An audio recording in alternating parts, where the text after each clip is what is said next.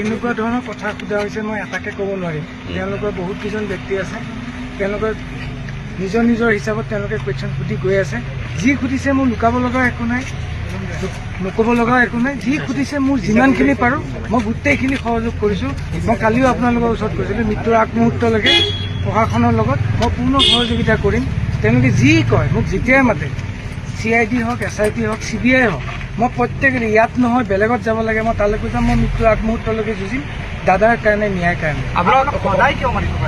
তেওঁলোকৰ তদন্তৰ ক্ষেত্ৰতে মাতিছে, তেওঁলোকে তাৰ পৰা নিশ্চয় তেওঁলোকে কিবা উপকৃত হৈছে, তাৰ কাৰণে আপোনালোকে নিশ্চয় সুখবৰ এটা পাব তেওঁলোকৰ পৰা যিটো বিচাৰিছে। আপোনাক হোৱাটছএপ মেছেজৰ কথাখিনি সুধিছে নে? আপুনি যিখিনি মেছেজ কৰি সকলোখিনি সুধিছে, সকলোখিনি সুধিছে।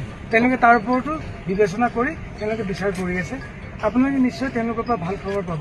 আপোনাক তেওঁলোকৰ লগতে ৰাখিছে, ঘৰত যাব দিয়া নাই? নাই, মই ঘৰত গৈছোঁ। ডেইলি মোক ৰাতিপুৱা যিটো টাইম কৈছে মই তাৰ এডভান্সলিয়ে মই আহি গৈছোঁ। জুবিন দাক যেতিয়া